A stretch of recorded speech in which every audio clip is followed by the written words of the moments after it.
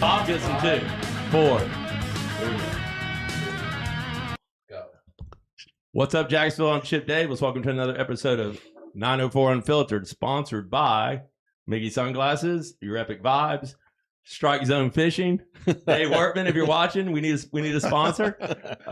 Sponsored by BPF. At BFP. BFP, Bill Pittman. And but yeah, real quick, don't forget about Mickey Sunglasses, Miggy's.com. I believe the discount code is 904 Unfiltered, or I don't know, whatever. But it just, if you want a pair of sunglasses, call me, I'll get you a discount. But Miggy's.com, they're coming down for my music festival, which I just got the poster today, which I'm super stoked on. That's going to be a badass poster. That looks fun. I'm really excited about, maybe pulling that off, and I'll be done for the year. There's no maybe to it. I mean, it's never easy, but yeah. And then real quick, like I said, we're on live. We're sorry about Tuesday night. Andrew got him a new ride. Woo! Let's hear for Andrew. It looks good. Got him a new Yoda. I said, all you're gonna need for that Yoda is oil and tires. I mean, them damn things run and run and run. And so Andrew, so we copped out on Tuesday. Wednesday, my stepmom had a procedure done, which everything went good. And then Andrew was nice enough to let's do it Thursday, and the boys cooperated. So here we are Thursday night, and we're going to about get into it. And I want to let my man Bob take it away. Let's introduce our guest, Bob. Well, everybody, if you don't know Bill, you should know Bill. I want to tell a story about Bill. Right off the bat. He doesn't know, but many, many years ago, when Grady Warren was alive, and Grady's who started professional red fishing, there was a tournament that was running out of the Ritz, I guess, up in Amelia. And it was probably one of those corporate charter types deals. And somehow Grady got in. And so me and him and Rodney, the cameraman, went out and we were filming. And I'm out there fishing with Grady. And he's like, I've met this guy, Bill Pittman. I don't know this story. And Bill, but he, just stay with me.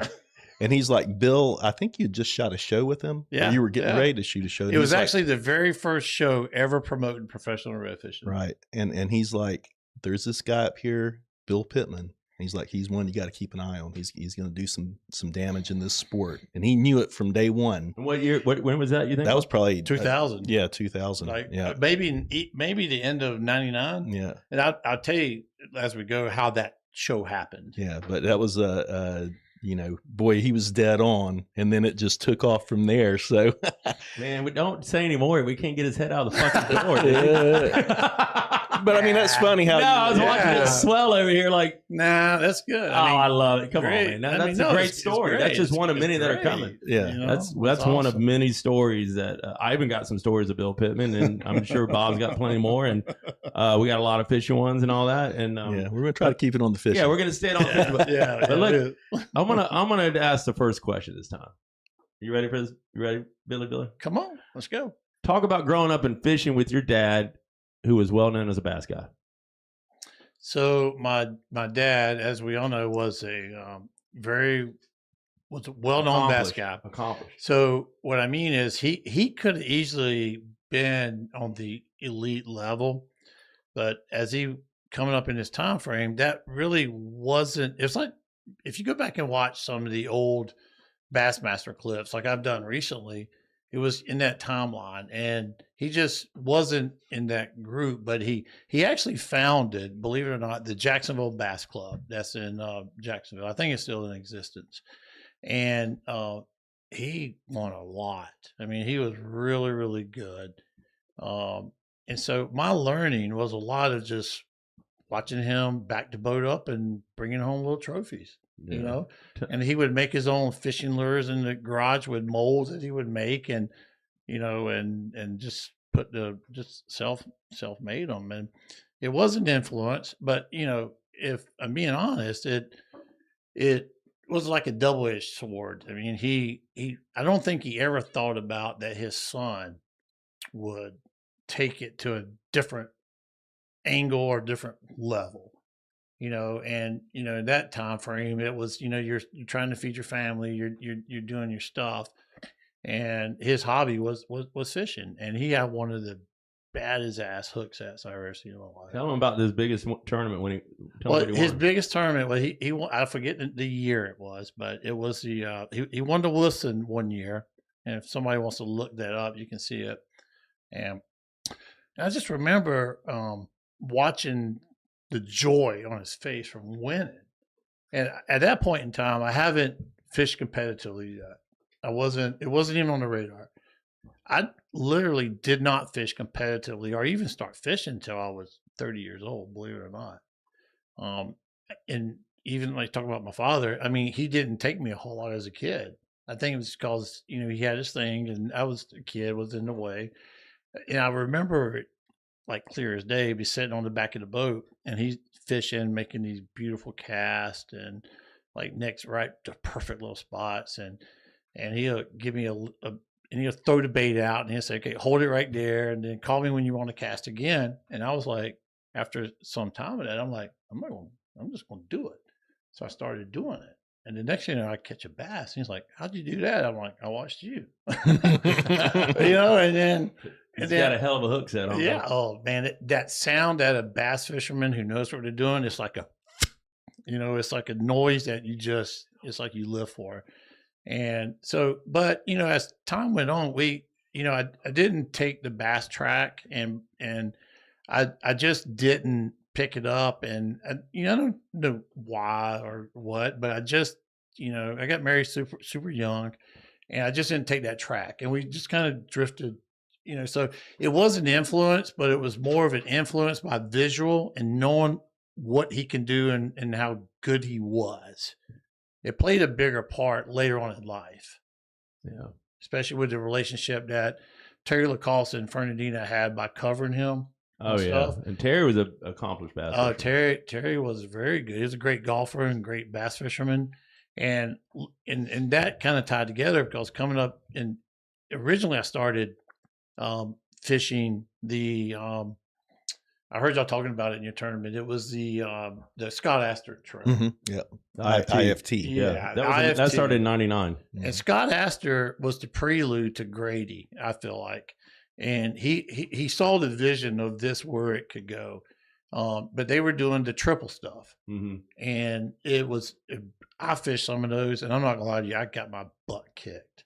I couldn't compete with you guys. I mean, I could catch a trout accidentally sometimes, couldn't catch a flounder, and a redfish, I knew what they were, but it is the ultimate tournament. It's the ultimate. I mean, to get it's such a strategy, man, because you can't spend all day on one species. The triple challenge is good. And what's so funny is that Grady did fish some of the Scott Ashens. He fished with Jim Rebecca. Yeah. Did they fish a couple together? Mm-hmm. Yeah. So, and Grady was just a hardcore tournament fisherman. All of us. He just kind of like how I took it. He's like, okay, guys, I'm going to give you guys a platform.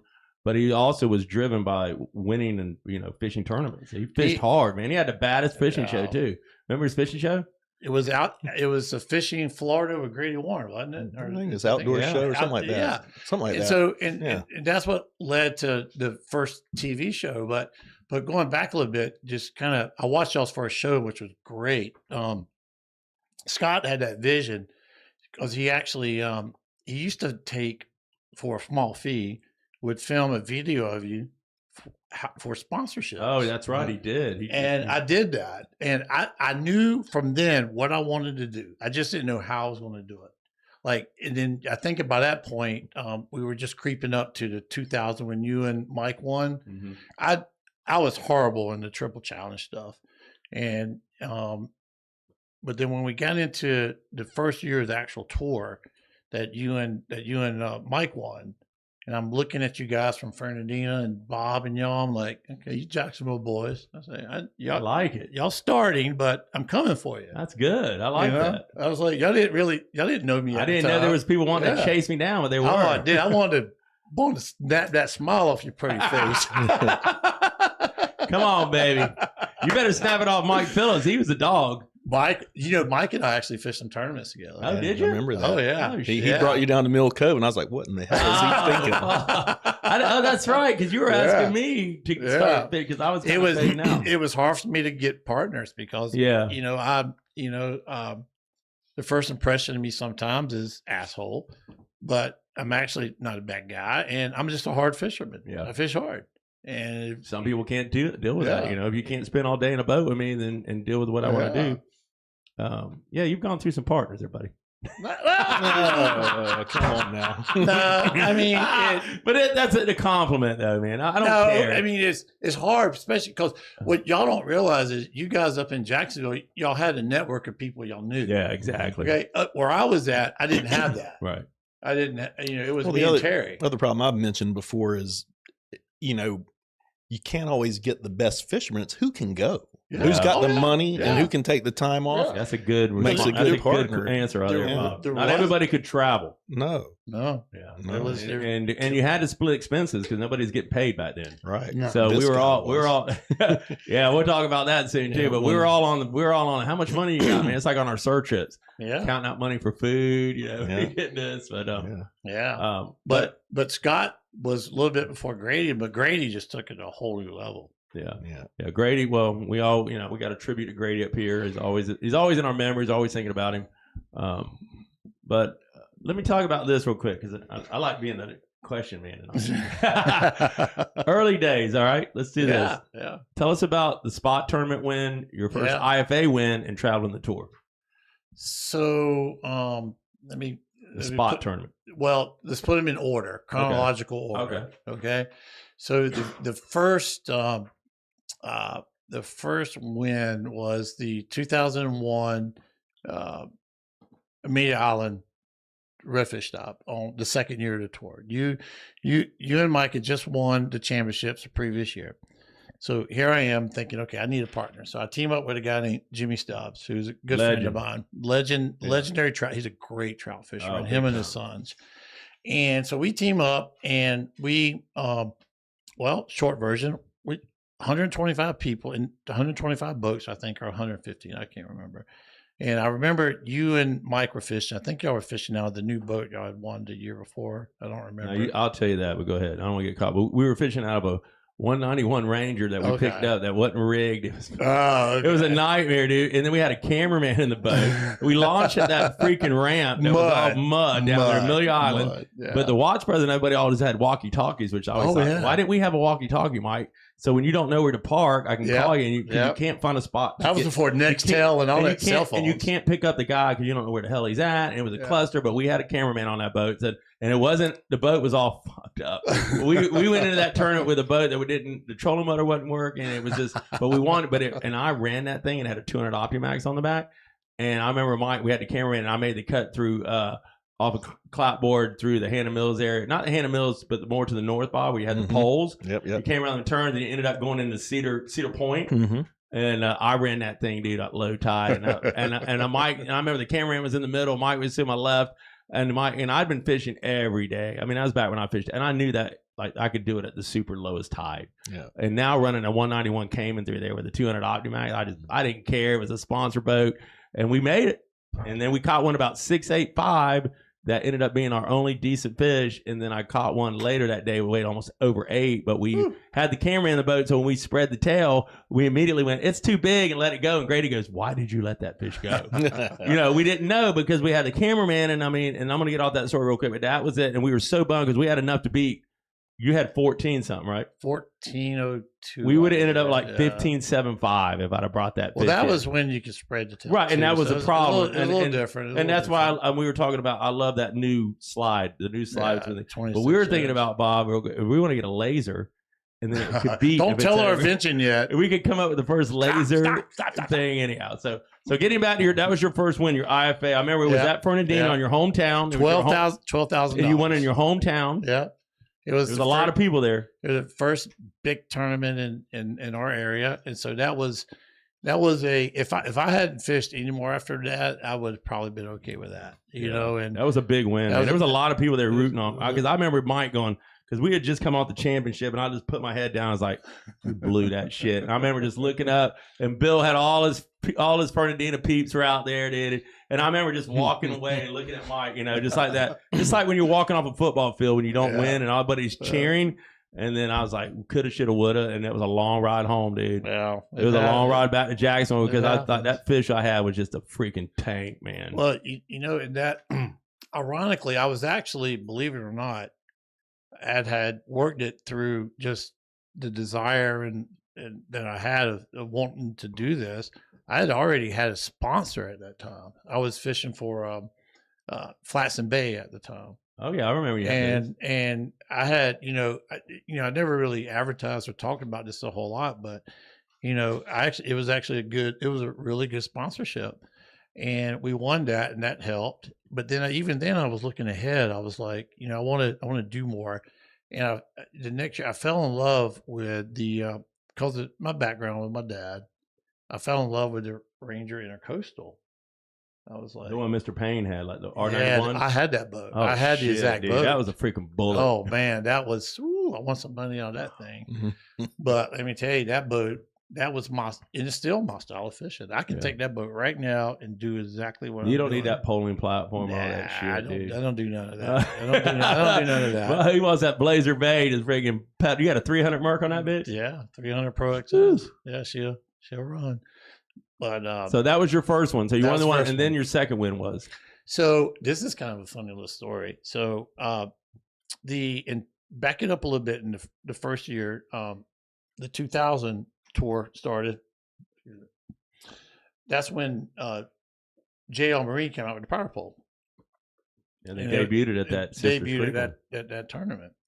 And during the background of all that, I'm talking with John with JL Marine. Mm-hmm. I actually had the first power pole in our area on our boat, and he sent it to me directly. Didn't charge me. And so we had a very good relationship, and now they're huge. It was a lot different back then. And so he had called me up. It was 2002. And he had said, hey, there's a charity tournament in Jacksonville, the Times Union Redfish Roundup, right? Mm-hmm. Spots tournament. And he said, I'm going to come up there I'm a sponsor, and I want to fish it with my wife. I think his wife's name was Wendy. And I said, he asked if I would fish it with him. I said, yeah, absolutely. And so we were going to fish out of my boat, which at that time was still the Flatson Bay boat. I haven't moved on to Ranger yet. Was working that deal out. But so the plan, so I hooked him up with a connection I had in Fernandina. It was a bed and breakfast. It was him and his wife. I'm thinking, okay, I'm going to hook him up, give him a nice romantic room. It's all set up, good to go. Well, the night before, he calls me up and says, yeah, Wendy's not going to make it. I'm bringing Greg Watts with me. Oh, shit. I didn't realize it was a ringer. Oh, I'm like, are you kidding me? You're bringing Greg Watts? I'm like, I know who he is. I never met him. I'm like, oh, he's going to be on my boat. We got to fish. Oh, I want to do good because I got John with me. It's a big tournament, but I don't want to go to any of my spots. I'm like, oh, what am I going to do? A friend of mine had said, hey, I caught some fish over here, blah, blah, blah, blah, blah, blah. 20, it's a spots tournament. You can't pre-fish for the spot tournament is about, you want to catch as many as you can. They don't have to be 18 inches are all you're looking for, dude, with about 40 spots. It's got to be legal. And so there's really no pre-fishing for that, right? Pure luck. And come on. And so, but the best part was I already had this room set up for John. And guess who hangs out with him in that room? I said, Greg Watts? So Greg and John had to share this king bed in a like the honeymoon suite. Basically a honeymoon suite. Good. And it was like, and back then, John, his company, it wasn't what it is now, and they were doing good, but, so it was like we were, everybody was watching pennies and dimes. Oh, yeah, big time. And I even remember in tournaments in Louisiana, John would fish and we'd be sitting out back, and John Oliver is just one of the nicest persons you'll ever meet. But if you ever had the pleasure of meeting, but so that was just like, I look back, way forward in time. What was that? I don't even know, 30 years, 20, I don't even know, 25 years. Somebody did the math. It's 2000, so it'd be 25 years. And so it's like, you look back and you see how we all like developed and how our lives are, and how it all worked out. And Greg and Brian at that time, they haven't done what they ended up doing, which would end up being one of the best duo of team fishermen there was. Right, I think that's them right there. They they're on the cover. Yeah, they were on the cover. They were Grady. I mean, they're That's a good one. They were perfect. You know, they were great, and they had a great network. They were good fishermen, and I always kind of idolized the Watts brothers a little bit because of their style of fishing. They always threw bait casters. I'm a bait. They were power fishing. You were power fishing. Yeah. That's how I emulated my style. One year I did fish out of a slow boat, the Ranger Banshee, and I cashed not one check. I got away from that, got back to my style, went back to casting. You try to follow where it was heading. Yeah, I just not me. I went back to what I do. Drop the trolling motor and power through. Yeah, I just 1,000 casts a day or more.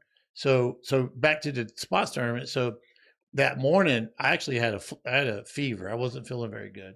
So it was like 450 boats in that tournament, and we get there, and I'm like, I'm sitting there thinking, where are we going to go? I'm like, I don't want to go to where I really need to go because I've got a tournament coming up in a month and a half. I don't want to, show Greg anything that I might know. And I'm like, what am I going to do? Then it clicked. I said, my buddy said, actually, we blasted off. We were going down the intercoastal, heading north.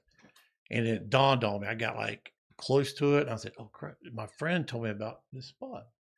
And I stopped, pulled in, and I said, I caught some fish here pre-fishing. Never fished in my life. Never have. We were fishing I'm throwing the top water. They're throwing whatever they were throwing. And we get down to this little mouth creek. I mean, you couldn't have planned it any better. And then I had a blow up. I hit the power pole. It was single at the time. And a wad of fish was following my Zero Spook. Now, one of the things I did on my topwater plugs, I always weighted down the last hook to make it heavier. So the plug would sit heavy ass in because the way the redfish bite. And that was a big key in this bite.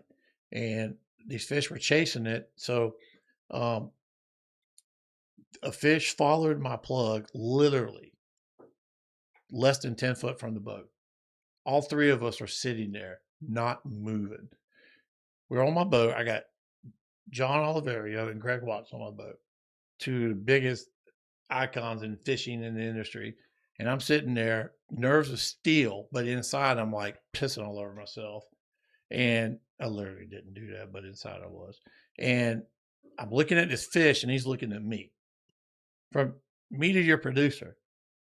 And then I just gave it a little, I remember my bass fishing days, my dad catching fish on the bed. I gave it a little. When I did that, that fish goes. He got one of the hooks. I literally picked him up, dropped him in the boat. And he was covered up with spots. 75 spots. Oh my God. You can't, that's how that story went. That's how it went. Holy I mean, shit. you just could not have.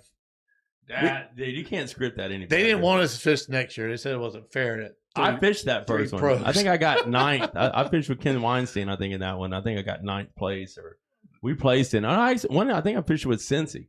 But anyhow, we were back by 7:30. Yeah, I know. I heard that. They're like, because we went up there, we went to weigh in. They're like, well, the guys have already weighed a 75 spotter in or something. I'm like, holy shit, man. So, but the best part was, I can say that I caught the fish. Yeah. There you go. That was we all want that. We want a team win. Well, that's why I think it's kind of cool when you fish these single ones, because I think I love the solo tournament. The problem with the Redfish Tour, it was because most companies don't want to sponsor a team; they want to sponsor a single person. Yeah, and I think that was where it was trying to go for a little bit. I mean, it's still a good concept, but I still think a team is fun. Because you get way more fish, you get 14 pounds versus 7.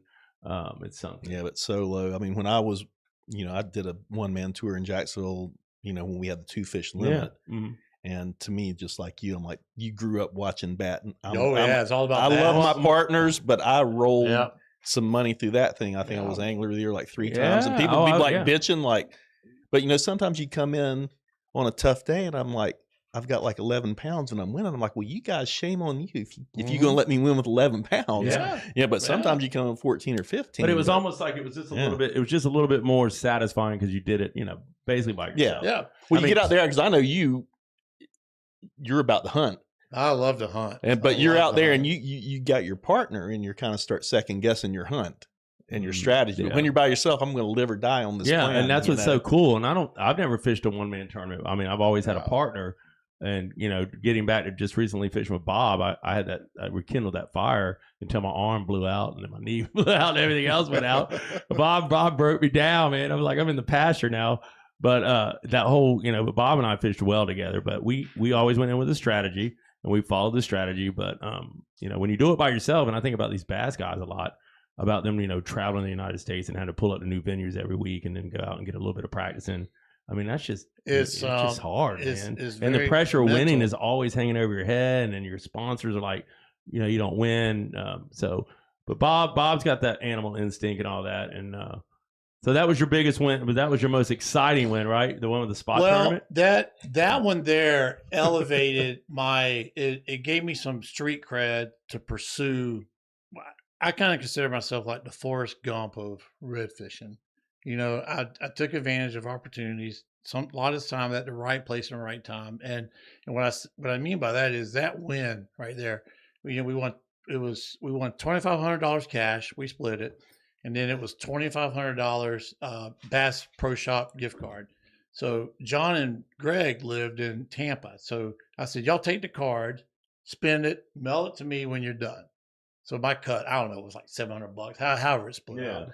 So randomly it showed up one day, and I'm like, randomly said, well, I'm going to go to Bass Pro Shops in Orlando, and I need some foul weather gear.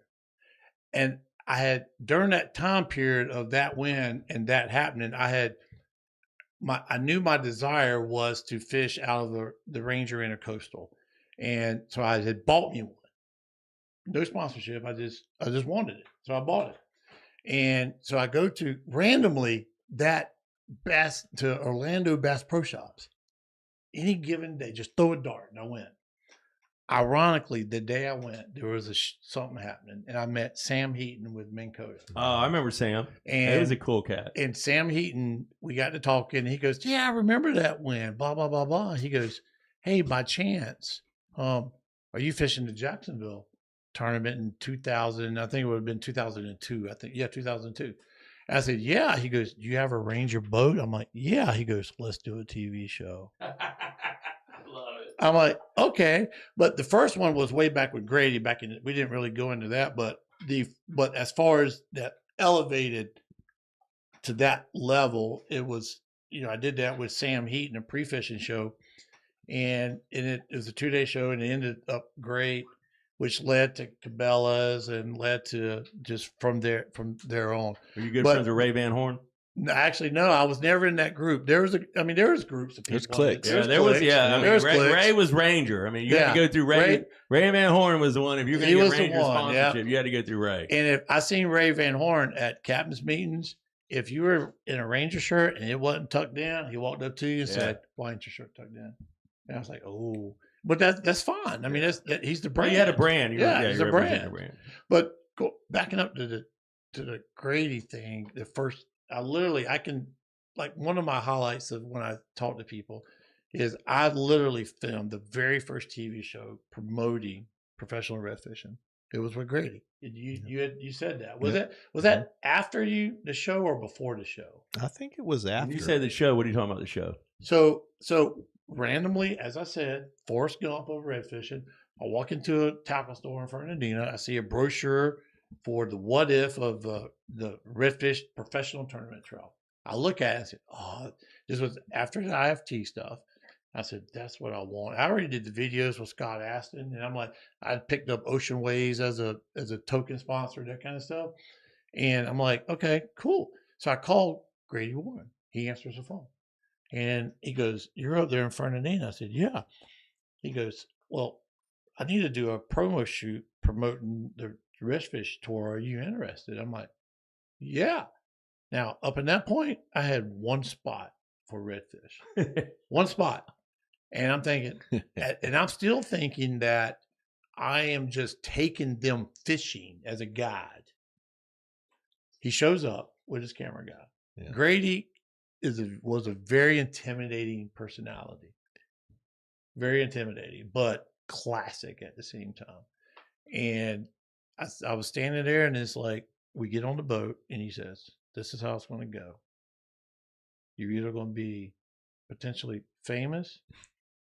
I love this talk. Hero. I can see that. I can see Grady doing that. Or nobody's going to give a fuck who you are. Basically, And how you said it. and you're going to embarrass yourself on TV. I'm like, I literally tinkled down my a little bit. I did. So I was like, okay. Now let me see if I can remember this. I don't want to pull the flag out on myself. Say it. Tiny Creek Oyster Bar. Yeah. Pulling across the bar. Yeah. Oh yeah. So the time he told me was after the show. Yeah. But he said this guy's got something. Oh, you had a spot?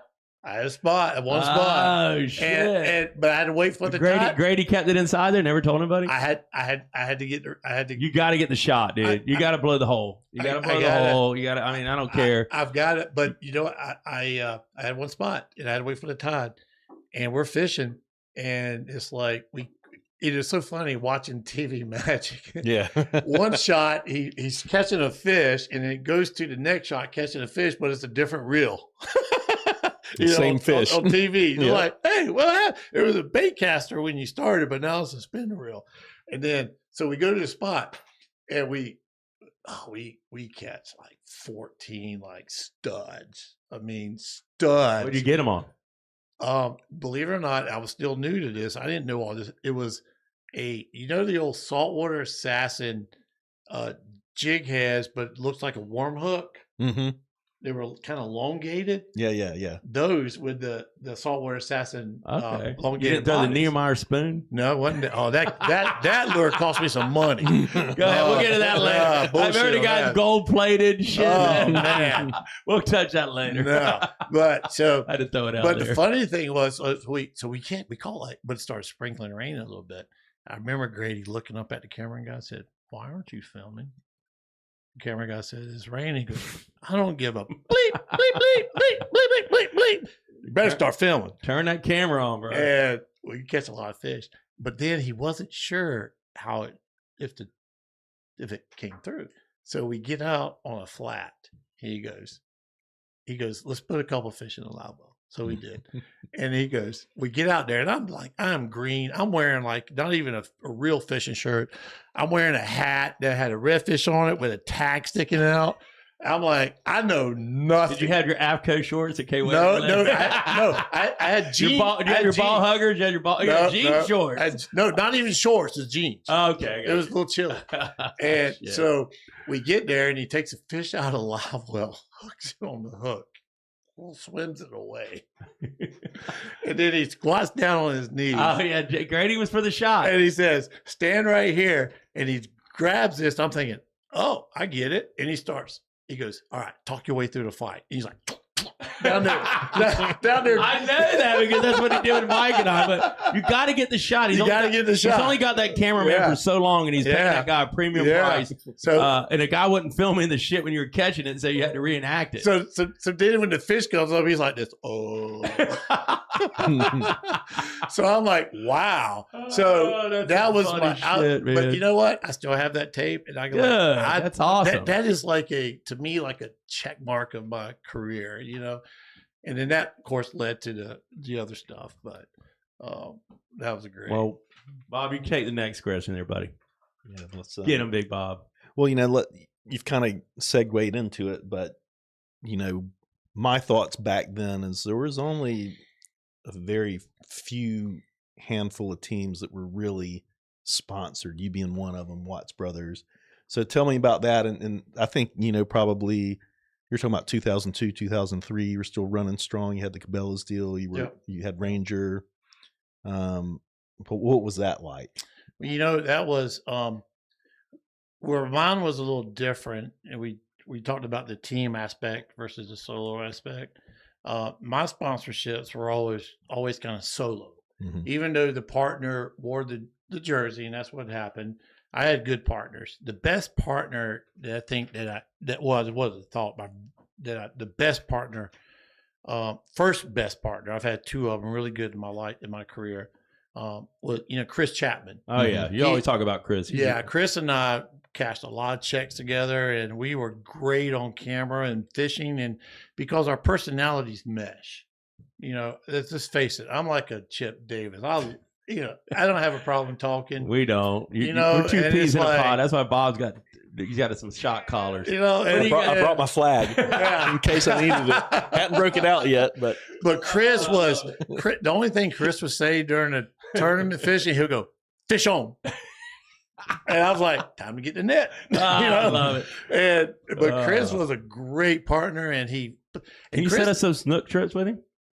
Chris and I would go. He still lives down around the snook, right? He's a snook guy. He lives in Winter Park, but he doesn't do tournaments anymore. Yeah. But man, he's a snook. He goes down to the Everglades all the time. He's got that place wide. We should do a trip. I've done that with him a few times, dude. You do it always like in the winter too, so it's not so hot. It's winter because you can camp. Yeah, But exactly. the warmer time you want to go, you can't camp because of the bugs. Mosquitoes and stuff. But I never forget the first time I did that with him. He goes, "Let's go." We go there, and I'm loving it because we're skip casting under mangroves, catching snook, Power and reds fishing. and stuff. Oh yeah, It's power like, fishing. But then we camp.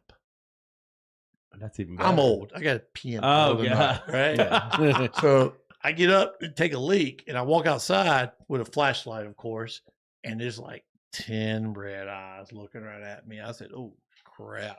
Because it's dark as all get out. Crocodiles and alligators down there. Yep. And so next night I do this. He's like, wakes up in the middle of the night, and I got a big old Gatorade bottle standing up in the middle. I said, "Don't look." I'm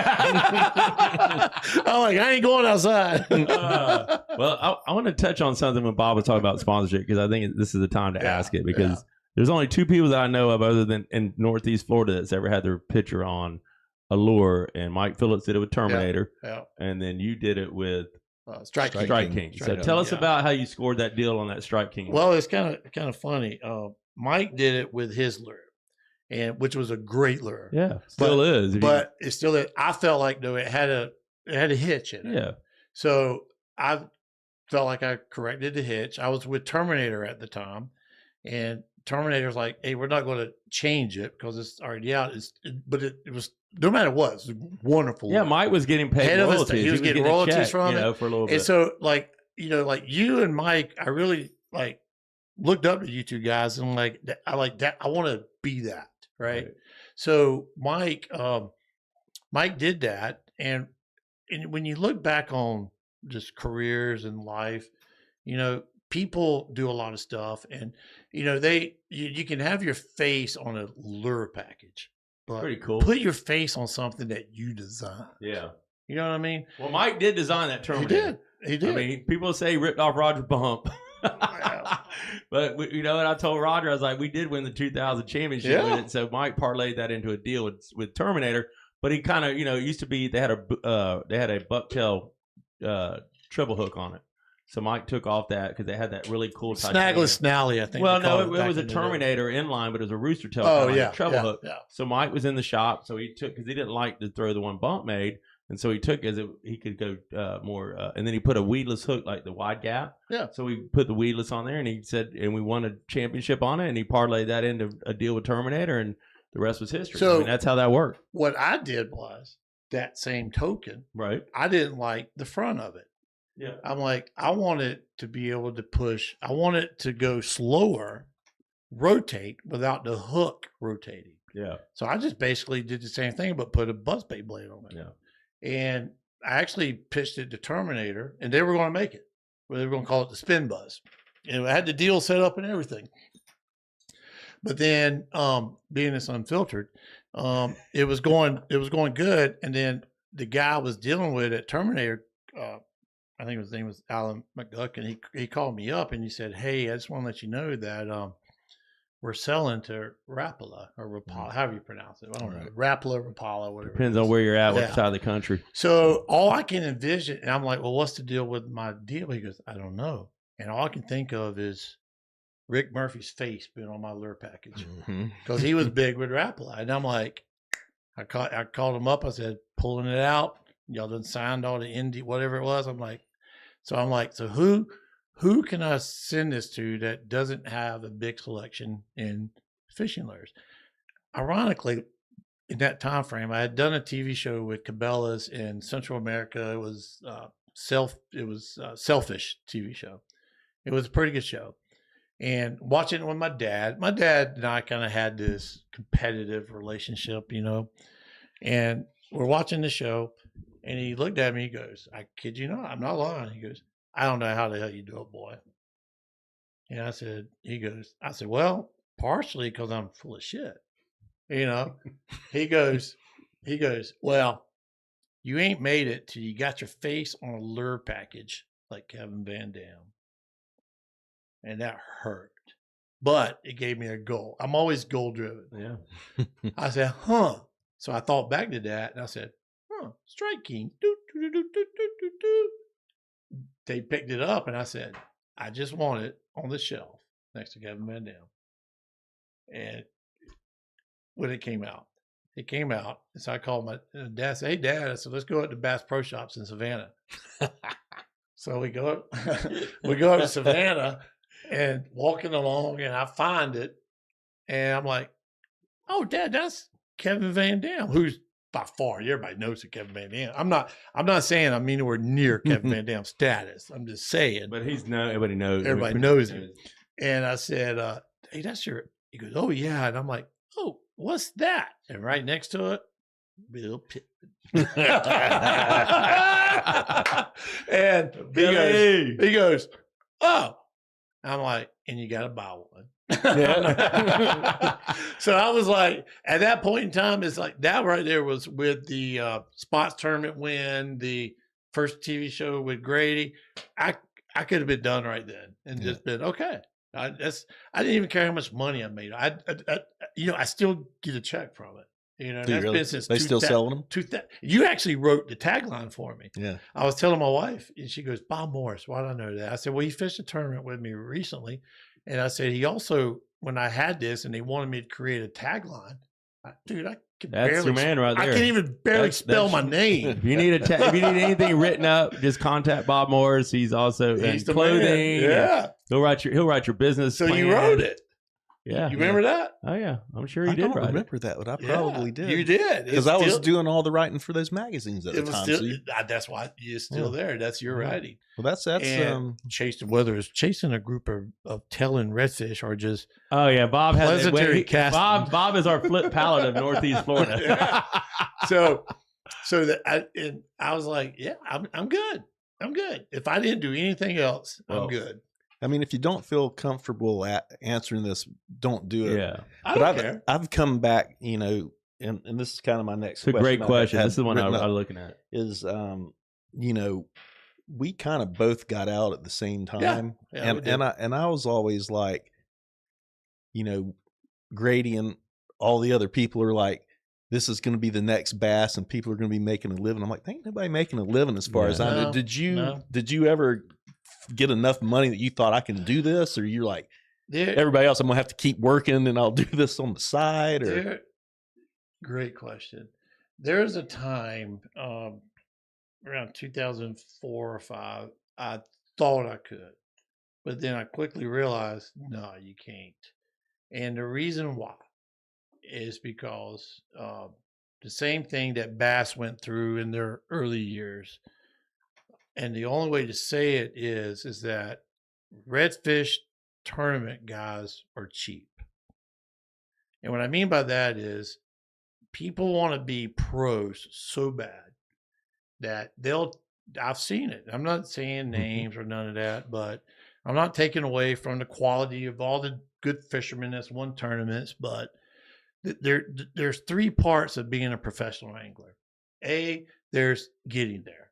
B, there's having a record. And B, it's, I don't care if you have all that, but if you're not marketable. Boom, you just nailed it. I can't believe you just said that because I was reading him and he's like. Make yourself presentable. Have all your teeth. Have good, you can't do it. Just be marketable. Just be marketable. Don't be the guy that gets in a fight on the water. Don't be, you have to be in the middle. There's so many people that would, if they got a sunglass sponsor, they would take their own, go get a loan to wrap their truck and boat. Yeah. To say that they were fully sponsored. Yeah. I can honestly say that I never paid for any of that kind of stuff in my life because if it was on my truck, I did not pay for it or my boat. Yeah, right. And Cabela's was a great sponsorship and I'm not taking away from it, but the reality is if you're a big name, if you're a company and you got all these pool of saltwater fishermen who are willing to do something for free, why would you pay anybody good money? Yeah.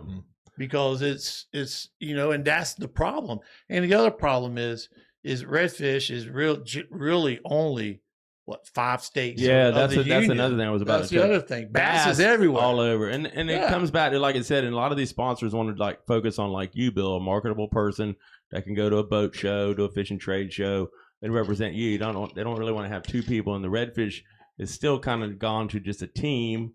Well, it's a team format, and you're always going to get. The elite tour, I feel you're not going to get right, it. and the one man is always. It just, unless they can go to a state, you can keep 2, because I mean, we want to see more than 1 7-pound weight in. Well, in the elite, we have other states we fish. Yeah, the Florida ones is a bit of a challenge, but it works. But the bottom line is, to answer your question, that's the reason I walked away. I was like, but I always said when I got into it, I think you and I have talked about this before.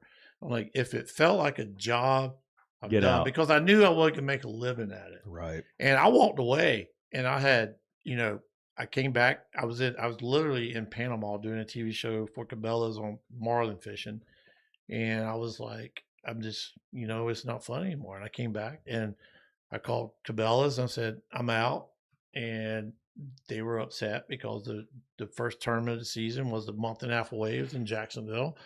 And my replacement did him a great job. I think John Henninger stepped up and he did a great job for him. But it was time for me to say, I just needed a break. I'm not feeling it.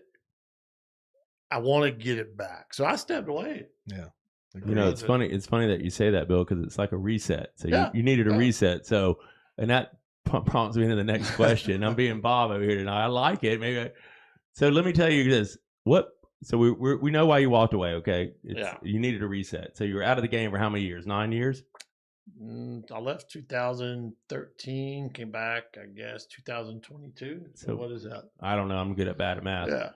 Anyhow, so let me ask you this. What brought you back into full steam over the past couple of years, and what is your accomplishments in the last couple of years since you've steamed back? Which is really admirable, because I know how hard it is with everything going on. I owe this to my youngest stepson. I met my wife in 2017, and she had three boys. 2 were older, 1 was younger. He was 7 about the time we met, and then 2018, he come to me and he says, I want to play baseball. I said, okay. And my background, I played college football. I coached high school football. I love sports. And I said, let's go to the backyard. I went and bought him a glove. Let's play catch. We played catch. And I looked at him. I said, you suck. I said, we're not doing this. You're not going on the field and looking like this. I'm going to help you. I'm going to coach your team, and you're going to be mad at me, but you're going to represent yourself good. And he did. He worked his butt off, and he wasn't the best, but he wasn't the worst. But what it did was it led him into working on his coordination and agility and athleticism. And then he moved on to play high school tennis and loves golf and is extremely smart and really strong, good tennis player. And he plays golf way better than me. And so, but during that time period of coaching his teams, I would take in, they gave out the participation trophies at the end of the seasons. So at the end of the seasons, I would hold them. I always coach his team, and I would hold them over the trash can. Any of y'all think y'all deserve this? Bill, crushing kids' hearts. Oh, yeah. Just destroying their egos, but building some freaking, you're going to be a man. There ain't no such thing as participation trophy and Bill F. Pittman. Nope. So, and it pissed some moms off, but whatever. I said, well, then tell your husband to step up and coach the team. So regardless, so 2022, we're in the garage. He's past all that. And we're in the garage and we're doing some cleanup. And he said, he goes, what are these? There's a box full of old jerseys and old trophies and plaques and stuff. And he said, he starts reading them off. first place, third, sixth, eighth, ninth, seventh. Why'd they give trophies for seventh place? And I'm like, well, I got money for those. He goes, I don't see it. I think you need to throw this away. I was like, ooh, that's good. And I said, you know what, you little shit. That's literally what I said. I said, there's a tournament in 2 weeks. It was the power pole go live East Coast. I said, I'm going to fish that and I'm going to win it. Just talking smack. There's no way. I said, oh yeah, watch. I want to show you who your stepdad was. And my current partner, Troy Sikowski at the time, he's my best friend right now and great guy. He really sucked at fishing when I met him. Troy, if you're watching, he was a bait fisherman. I mean, he wasn't bad. He just wasn't artificial, you know. Right. And I teach him. Totally turned him around. Now he's like, I don't need no cut mullet. Screw. I want a spinner bait.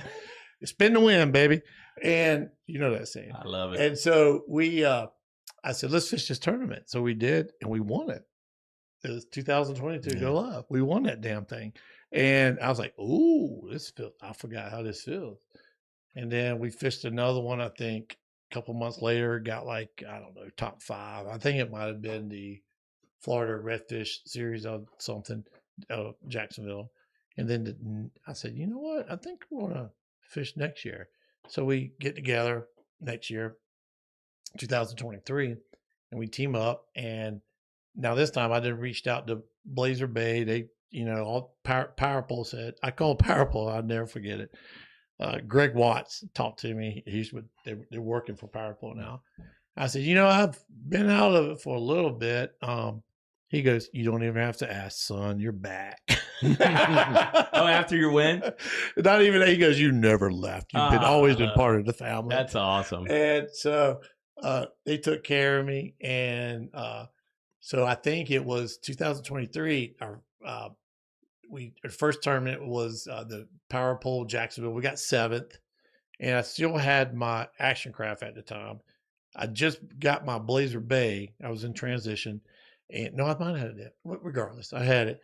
And then we got into the first big. It was the Elite Series Team Tournament Invitational out of Jacksonville, and we won.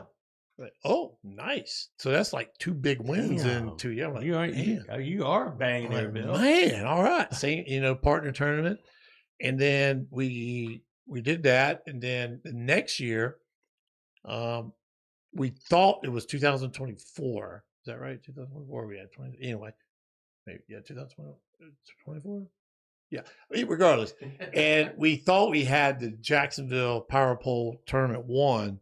We would have, like what you said, like what your fish was. Yeah. And I brought it in, and it was hero or zero. I could have probably had a top 10, but I had one that was on my scale was great. Yeah. On theirs, I mean, gnat's ass. I mean, we've all taken that chance. You have to. When you come that close, you're like, are you going to let this fish go? That time when Mike and I did it, we were just so caught up the fact we had a cameraman in the boat. So I think. That was a big deal back then. Just really to get a cameraman was big. Do you know that I walked off that boat with a bike on me? Did you? At the end of the day, we were in Browns Creek. I'll never forget it, Mike. So we had the camera guy. We bummed out because we never got another one to go with the 6 something we had. This was the Fernandina tournament. So we ended up our day right there in Browns Creek, and we were fishing those creek mouths right there to the left. And I just walked on the front. and the guy goes, well, you just ruined an $800 mic. I was like, oh, well. But I remember it like it was yesterday, and Bill, Bob, you might get some feedback. Some of these people are just blown away, and Bob's blown away that I can remember a lot of this stuff. And I don't know why. I don't know why I remember. I remember so much about. And Mike's like, dude, listen to these podcasts. It's giving me so much laughter because Mike's like you and I. I mean, I'm about to take a trip. And I'm going to listen to every one of ours. I mean, and we're going to be on Spotify soon, so we're going to be able to upload to Spotify, and you'll be able to. It's sometimes a little bit quicker and easier. But we do remember these times, and I'll never forget the time I walked off that boat. It was the cameraman curse, you know. But if the cameraman was in the boat, maybe Mike and I would have slowed down, you know, and maybe just like not been so into the whole thing that the cameraman was in our boat, which, you know, it was a guy that did the show, contracted with Grady. He was like out of Texas or something. He was a nice guy. Welcome to the 2001 Redfish. We got the champions, Chip Davis, Mike Phillips, and we had our mics on. Pressure, and then I had the cameraman in my boat, and that's when I ran through, you know, to get to Cedar Point. But you know, those are some memories that I won't ever forget, and I don't know why I remember a lot of these memories about these great fishing and stories, man. And one thing that Bob brought back with our podcast, and he's like, Chip, let's do this because we might not have this chance forever. Yeah, just tell our stories, and I mean, it brings back such joy for me because times are so much different than they were back then. Life was easier back then, man. I mean, I didn't have all the shit I have now, and I just went fishing. You know, I had fun, man. You know, it really was. It was a good time. What you got is you got parallel stories in lives that all were moving forward at the same pace as different lanes. And whether it's my path, career, and just even mine, like my mentor or the person I truly looked up to in tournament fishing was probably Terry Lacoste. Yeah, and it's a good one to have. And Terry, to be honest with you, I used to not like Terry, and what I mean by that is not personally, but I'm like, I want to beat you. Yeah, like my goal was I didn't care how I finished in a tournament, I want to beat you. And you know what? I didn't understand that until somebody told me recent in last few tournaments, and he goes, I just want to beat you. And I'm like, man, now you got the monkey on your back. Now everybody's got eggs on your back. I'm like, do you know what I said then? Good luck. What was it? It was like, Bill was like, I don't want to know you. I just want to take your money. Yeah. I like, what do you, I never forget it. It's like, it's my return. Right. And I never. You do the Michael Jordan comeback. I never like get cocky at a tournament at a captain's meeting, but this one time I was feeling good. I'm not gonna say why, but I was feeling good, and I told somebody, I'm like, just talking to, I'm like, why are you here? I'm like, just give me your money and just take your wife out to dinner. And somebody overheard that, and then the next year, and we actually did good in that tournament. The next year, the guy came up to me, I'd never seen before in my life. And he goes, you know, when I first met you, you said that. And I'm like, look at this arrogant asshole. I'm like, yeah, I get that. And he goes, but then you did it. He goes, wow, good job.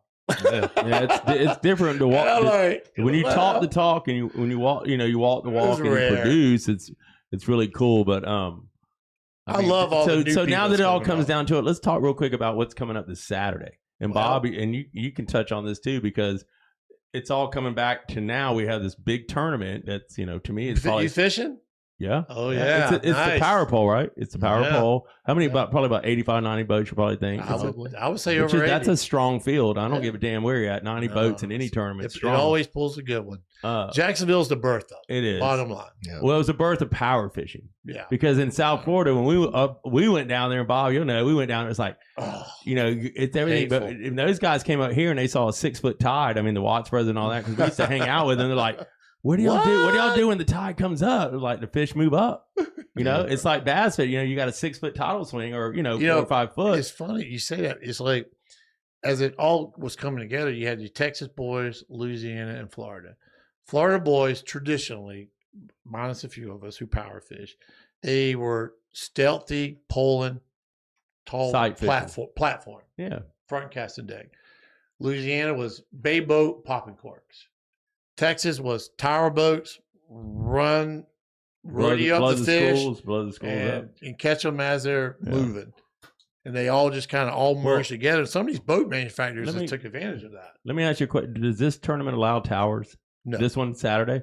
Is there a limit on your casting platform that can be? I don't know about that. But I'm just not into the whole standing on the tower burning shit. And all that bullshit. I mean, could I be wrong, Bob? I agree with you. I mean, I think let's just go back. Go ahead. If you want to have that, what is it, 18? The traditional blue point, 16, 18. And then after that, a polling platform if you like. But this whole building a whole freaking on a flats boat and you got a tower. I mean, maybe for fun fishing, but tournament fishing, I don't. And then that's what I loved about that last tournament that we watched on TV that Cincy was at over there in Texas, and they didn't allow it. There was the Bassmasters. Yeah, that was a good one, man. Yeah. I mean, I really enjoyed watching it, but I don't get off watching these guys stand up at 18 feet above the water. And it just, to me, it's like, oh, good, there he is. You know, I don't know. Well, it makes it to where Ray Charles can sight fish. Well, I mean, it's still an art. I mean, I get it. I'm not beating it. I just don't believe it. I don't think there's a place for it in tournament. Like front facing sonar is getting beat up with bass tournaments. Yeah. I just don't believe if you want a legitimate redfish tour, just leave the towers at home. Well, I think go fishing. in the Elite Series solo events I fish, they're limited to 5 foot, which I would be okay with 4 foot or 3 foot. Yeah. I just think it's when you're fishing by yourself that high up, is too many things could go wrong. Yeah. Remember when we lost Manny? Oh yeah, Oh, I know. fell. Yeah, he shouldn't have been fishing. He has some medical, but yeah, Right, but sure. just for that reason right there, it's too high, I think. But Well, I mean, you got to be careful, and it just, I mean, it is kind of cool to watch. I'm not gonna say if you did a fishing show with the guys that just stood up there and did it, but for tournament fishing, it's almost like bass fishing. They don't allow it in bass fishing, but now they've got the controversy stuff. But I'm old school red fishing guy, and I never even had a blue point 8. I was always just standing on the bow. But Bob Morris took me one time, and he had the HPX, his Maverick, and he took me to Dunn's Creek, and I was at the front of the boat, and me and Mike were fishing. This is one of the times Bob and I just kind of went out on a quick Sunday, and I never forget Bob was up on the polling platform throwing it was an exude. whipping y'all up, wasn't he? Well, he would see him, and I'm on the front of the boat going, "What is going on?" Because Mike and I never poled. We never poled, and Bob was up there pulling me around in his Maverick HPX, and we were going down that bank in Dunn's Creek, and he probably caught 4 or 5, and I didn't. So I went the next day, and I went to that point in Dunn's Creek and caught a 10-pound redfish on a spinnerbait. But it was flood tide. I said, "Damn you, Bob," because I don't think I caught anything that day, and Bob kicked my butt. But he showed me the power of standing on a polling platform. It's different. And seeing it is an advantage. It is. No doubt about it. There is a talent to be able to see the fish and then put the But you got to remember, if you can see them, they can see you. Yeah. So it's you got to be able. There's still a lot of skill. You got to be able to make a good cast, which is I throw. When I'm that kind of stuff, I'm throwing a bait caster. That's all I throw. I throw like a spinning reel. I throw, if it's 10 to 2 spinning reel, jerk bait. If it's 10 to 2 going towards 6, it's a bait caster. But I literally only fish 3 lures ever. That's it. I know we love to spin to win. Yeah, I mean that's it. I mean, I kind of want to go fishing with you just because to fish with someone that spinnerbait Bob fishing. went fit with me one time. What do you think about that, Bob? Well, can I tell you the story what Bob did in our redfish tournament to get up? Because I think we're getting close. We're tying it all in anyhow.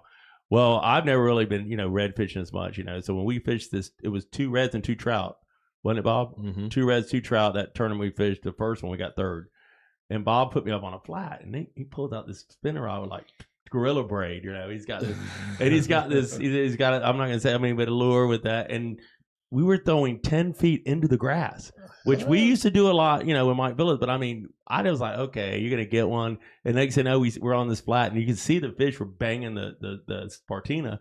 And next thing I bought, there he is. I'm like, holy shit, he's hooked up. And so we got that fish in, and then he did it again. So that's how far gone I am from red fishing that I don't even really, And Bob said that was. I mean, you did it, Bob. I mean, when he pulled it out, I was like, you just casting in there, with a spinner rod and just pulling that freaking gulp shrimp through there, and it freaking paid off, man. Well, I've said this about everybody we've had in, and I, only shared the boat with Bill once. He was nice enough to invite me in as an alternate for a championship on the Go Live. Mm-hmm. And like I've said to everybody else, Bill says this is going to happen, and all day long it happens, and that's when I know he's legit. But we got saddled with these shitty little rods, and I love Bulls Bay. I own like 5 or 6 of them, but they gave us these little, like, what were they, 4 foot? 4 bull pups. They call How them. did you? What, you couldn't bring your equipment? No, they made us 1 rod a piece, dude. Hell no. Yeah, it was different. And we go in there, and first spot, Bill's like, we're gonna go up and down this bank. He's like, they may hit now, they may hit the 10th time we go. But he's like, eventually they're going to show up. And first, like 5 minutes, I hooked one, and that rod's like noodling over, and he's like, "Did I get the net?" And the fish got off. I'm like, Yeah. "Oh man, He probably never got a hook in him. He just like pulling it. Oh. But we went the whole rest of the day, and I mean, it was fun because we caught a lot of fish. We just didn't catch the right ones. Yeah, but y'all had a good. You gelled together. Oh, we wore it out. Yeah, but it was fun just catching up and hearing all the stories, like kind of like tonight. You know, yeah, I mean, stuff I didn't know about him. He probably didn't know about me, and. Yeah, Bill's. I knew Bill would be an excellent guest, and Bill was one of the first people to reach out to me about coming on, because I mean, some people, you know, and I've had other people reach out, and we're trying. I'm competitive. I want to be the best. Yeah, I mean, it was like as soon as he saw the podcast, he was like, "Chip, when are you gonna have me on?" I was like, "You know what, Bill? Matter of fact, let's do it right before your redfish tournament, because I'm gonna be interested to see how you guys fare." Well, watch out for this guy this weekend, because he's on a pattern, and I know what you're gonna do. And it's weatherproof. And it's going to either work or it ain't. The tides are perfect. But you know, and Bob is always like, it doesn't matter the tide, but you are lucky when you get the tournament schedule out. The first thing I used to do is run to my tide chart. You go to the tide chart. What's the tide doing? What's the tide doing? Like I look at, I literally have 4 tournaments in 6 weeks. So we got this one this weekend. Luckily, they're all out of Jacksonville. So we got this one, the Power Pole team tournament Saturday, which is always fun. Then the 7th is the Go Live East Coast. Yep. The tides are not so much in my favor on that one, but we're just gonna go. Is that a team thing? Is that when each fish is you can do to 9 pounds each one? Can eat? Yeah, and I'm on overslots right now, so I might have something for you that week. Good. That'd be good. Well, I have to look out, because I look at every time I see. I'm waiting for the results to be posted, because I'm always looking for my guys. You know, I'm always checking it out. And then the Valentine's week, I have the Elite Series Kickoff Classic, which is in Jacksonville. They always do the Classic Kickoff Classic, where they ended up with the championship. Is that invitational, or is that? No, it's a solo tour that I fished. But I mean, they let people in from Jacksonville. I've been trying to look into that, and I'm like, you go to the website, it's not even listed. Yeah, is it closed down? Or? It's closed. Yeah, it's there's 3 divisions, 10 anglers per division. Yeah. Oh, no shit. Yeah, so it's very close to like kind of like the Bass MLF stuff, and it's a factor of things. You know, it's reputation, it's ability. Where are they running that one out of? Well, this one there's this year they're doing 3 divisions. There's East Coast, Central, and West. But what about the one in Jacksonville? Are they weigh-ins at Sisters? Sisters Creek, yeah. Okay. Yeah, Sisters Creek. And then that one should have all 30 of us. There'd be 30 of us there. Well, actually, probably 28, because some of us are fishing. I'm fishing 2 divisions this year. I'm fishing the East Coast and the Central. So what comes after that one? You said there's... So after that one is the, I think a week or 2, maybe a week after that, is the Florida Redfish Series out of Jacksonville. Okay, damn, they are coming. So then, luckily for me, they're all kind of here. And then probably, my guess is probably March is when I start traveling. I probably, from there, probably either, I'm not really sure. My guess is probably Georgetown, South Carolina. And then... Don't they have a really small slot limit, or is that Georgia? It's just... They both have slot limits, very small. Yeah. And they're about the same. South Carolina's a lot like this, though, right? The marsh area and all that kind of. Very much like, it's a big tide, very, very similar fishery. Spinner baits, they hit the spinner baits. Oh, yeah. Spinner baits, and it's identical to here. Okay. It's a smaller fish. Yeah. And but then after that, it'd be some, Louisiana after that. And then the championships on those would be in. I tend to concentrate on the Elite Series because it's the solo part. Mm-hmm. And my partner, I have now, Troy, is, like I said, my best friend. He's not a championship fisherman for the Power Pole Redfish Tour or the Florida Redfish Series, primarily because he hunts in the fall. Yeah.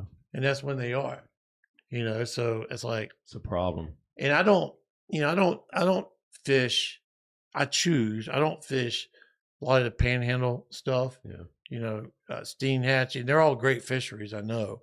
It's just, I have to pick and choose and what fits me. And you have to fish all of those elite ones, or they let you kind of? No, I have to fish all. They don't have any stops on the West Coast. The West Coast of what? Florida? Yeah. No. Well, I don't know where the second one is. I know one on the East Coast will be in Georgetown, South Carolina. Mm-hmm. I'm not sure where the second one's going to be at.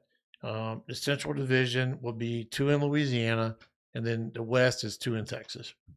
And then the championships most likely be in Texas this year. And then, this could be my last year. I'm not really sure. I'm getting close to where I'm like, yeah, okay.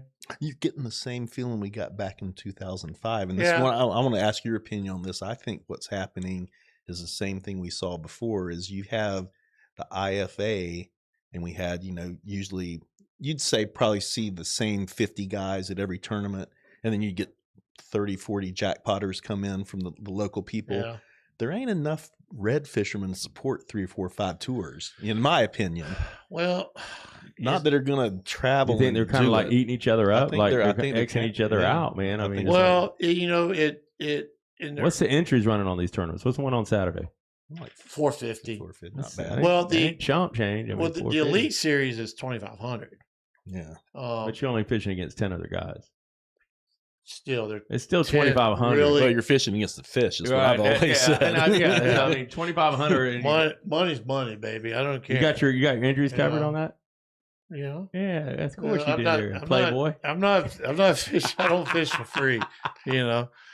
But I got a really good money sponsor, and I got a great relationship with Blazer Bay and Power Pole and Mercury. I'm good. And that's the way it should be if you're going to try to be a pro. It's fun. Yeah. And this second time around, I will tell you, is funner a word, Bob? Yeah, it is. It's way funner. You think it's because you're a little older and you kind of already had experience? I don't feel like I have anything to prove. Yeah, you don't. But you also have more experience too, because you know how to get into the world of marketing and the world of sponsorships. And well, I also know I'm never going to get rich off this. No, it's got to be something fun. If you're out there banking like you're going to be a pro and you're walking away from your day job, don't quit your day job. God dang, if you're sitting on a big mortgage and you're telling your wife, I'm going to be a star, baby, I'm getting paid, I'm on the pro tab, don't quit your job. Your best shot at that is to somehow or another break into the Bass Tour. Yeah. Because they're having a hard time. They're having a hard time. They said that the sponsorships are just, I guess the heyday, I was watching a special on bass, because I still follow the bass guys. I love it. I just don't like the whole front facing sonar and all that. I run one of those. I don't mind it, but it's not good. I tell you what, it doesn't make for good TV. Like when ESPN did the Elite Series and they would go and make it a production, and then now they do it live. Since COVID came in, they thought it was easier to go out and put people on their cameraman. So I don't want to just go from this guy to this guy. I wanted them to come back and they'd make a story. So if you look back in the old Elite Series and you go back to 2012 and 13 and 14 or whatever, up to a certain point, ESPN was producing a show. So they were like, welcome to Palatka, Florida. We're coming in here with the Elite Series. We're coming. And they show day 1, day 2, and then they go to the top. And everyone had a cameraman, and it would make for a fun thing. But this whole watching those guys do a show on Saturday mornings and they got video game fish. It's not. But I'm old school. Maybe some of the guys that are younger might enjoy it. I don't see where it's that much fun watching somebody just standing on the front of the boat and he's watching the fish coming for his bait. If he hooks it. I agree with you, but if you put yourself in that young person's shoes, it's literally no different than if you watch the old bass classics from, say, the 80s, and they're talking about new technology. They're talking about the Lowrance flashers, and it's no different. No, it's all an evolution. It's all evolution. But I'm saying I'm Xing out because it doesn't draw me to watch it no more, and they're based on their viewers. But so I'm on YouTube, I have the Bassmasters Elites, old ones, and they had one. And when Rick Clunn went, that's great. Dude, this guy, he was throwing a double-bladed spinnerbait in the eelgrass, and he was, and this guy Rick Clunn is like, they call him, he's like the Zen. He's a Zen. And this Bob, he loved this one. He was fishing in the 80s when I was watching He came all the way from 9th place, so he started in 9th one the final day, and Terry Scroggins and all the way. I saw this is all before they went to the MLF and all that, so they hadn't transferred yet. And he came back, and he was throwing that big spinner bait and that big worm, dude. And he was throwing that little bit of those little spotted dollar weed and all that. And the water was like brown. You know how it gets down at Lake George and everything. It's just, it was, those are fun. And Hurricane took care of that stuff. Yeah, I heard the eelgrass is just wiped out. It sucks. But, to kind of what I see the future of this is the future of red fishing. Just what's like the future? Just like it was 20 years ago. It's going to go through its ebbs and flows. I wish it would, but until the economy collapsed in 2008. No, it's not even that. The problem is there's only 5 states that offer redfish. Right. The market is not there to have a support full-time professional anglers unless the only 2 people I've seen to ever do it to make a living is Blair Wiggins and Rick Murphy, but they had TV shows before the that doesn't count. The only people I ever saw that was like, and you may correct me, but my recollection is the Watts brothers when they signed that Crown Royal deal. They were getting paid to go fish, and they probably quit their day jobs. I will tell you this. Everybody else had a TV show. I looked down here. I saw Eric Menino. Yeah, that's an old one. Menino. Eric was a good. He got a lot of slack, but he was a good. He's a good fisherman. Eric was a good fisherman. I will tell you, just give you an idea. Before I went to Ranger, when I signed a 2-year deal with Famous Craft, which was the old Flatston Bay. Right. I'm not gonna lie. They were paying me $25,000 a year. Yeah, that's good money with a boat. Fishing. With a boat. With entries paid. With entries paid. That's nice. Yeah, that's I got a solid $25,000 to fish the tournaments. So, and when I was with Cabela's, I got a good deal with Cabela's. Yeah. And money wise, I would probably say that was probably comparable with the value of entry fees, per diems, plus traveling such. money. Yeah. It was worth it. But the bottom line was you can't pay your light bill with it. No. Well, the problem can't pay your mortgage. Is this just you and 4 other people getting it? It's not, and all the rest of us are dreaming. Yeah, we're trying to convince our wives we got to go pre-fish the weekend before. But it was work. I mean, it was a lot of work to get that. You got to pre-fish it. You can't pull up without any intel. You can't do it. No, that's what ran me off as the year, and you'll remember this as we pulled down to Titusville, and Maverick had everybody in a HPX tunnel and a master angler, and said, "You guys are sharing data," and it was like it went to where Jamie and I felt we could go. Like we're doing now on this Florida Redfish Series. We roll down on Thursday, fish Thursday afternoon, fish all day Friday. And we feel like we got a puncher's chance on Saturday. But then it's like, if I ain't there for at least a week, I'm not going to compete. It's hard. And I'm like, I can't take off Not work. Against them guys. I mean, they're showing it. They got so much. Mosquito Lagoon, somebody knew the north end. Somebody knew where they were out there on the east, the lee, whatever. But anyhow, guys, so listen to this. It's 8:15. Bill, we know we could go for hours. We probably could. And we come back again. Maybe after all these tournaments. Yeah, that's what I was thinking. We might need a part 2. No, we got to have a part 2 because you know what I mean. It's really, and you really taken me down memory lane, and a lot of this stuff was kind of like the redfish store because I got out probably like 2004 or 5 was when I exited, and I never came back. And so seeing you, and like I said, I have the most utmost respect for Bob and you both because you guys are like. My generation is still kicking ass, which I love. But we're gonna do this. I'm gonna take one more thing. Bill, you got any last words to say to your peeps out there? Because calling your peeps. I do say peeps a lot. But that's okay, dude. But that's Bill Pittman. I mean, BFP, baby. You got anything to say to the peeps out there? I do appreciate social media, how it's kind of elevated the game a little bit, turned it into like a decent little following, and I keep my social media clean. You have nothing. I don't get into like stupid stuff, and I admire all. I don't want to say the word fans, but I admire the people that give me compliments. I enjoy fishing to make somebody look forward to something. To beating you. Yeah. Oh yeah. That's what everybody wants to do now. And I'm okay with that. That's okay, but that's Bill Pittman. I wouldn't take it any other way. You are, Bill Pittman has always been kind of like a brash guy, but now he's also got a big heart. He's, deep down. I'm a. You got that from your dad, though. I'm a jelly center with a Sandspur. There you go. Well, I want people to do well. Yeah, I know. But I'm going to try my best to kick your ass. It's always hard to clap for the guy that wins when you lose.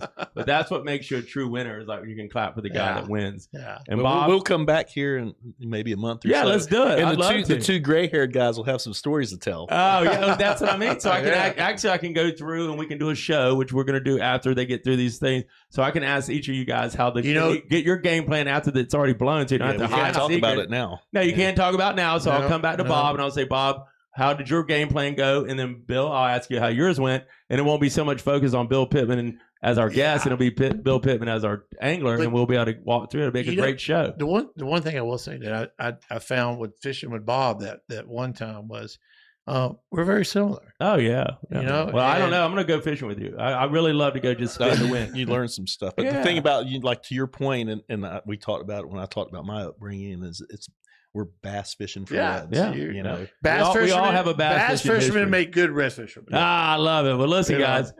I know it's getting late. I know my man out here, he got a brand new car. I mean, Andrew, without Andrew, your epic vibes, nothing would ever happen. Bob Morris, I love you. You know, he's the best. And I couldn't ask for a better co-host, man. I thought I could do this shit alone. And I didn't throw the flag. Hey, how about that? Hey, he did good tonight, didn't he? I did. Bob, Sarasota. Let's talk about Sarasota. No, we'll circle back around, but you don't want to shake my hand, do you? Listen, guys, I'm Chip Davis. That's Bob Morris, Bill Pittman. They're fishing the Redfish Tour this weekend. Check back with us in a couple weeks from now. We're actually gonna Bill and I are gonna do a couple of Facebook stuff because he works in Mayport. So come by here and we'll get a little update. But we're gonna bring you back in for a full another episode of recap, who won and who wins and who whatever. And I'm not informed filter. I'm Chip Davis. We're out.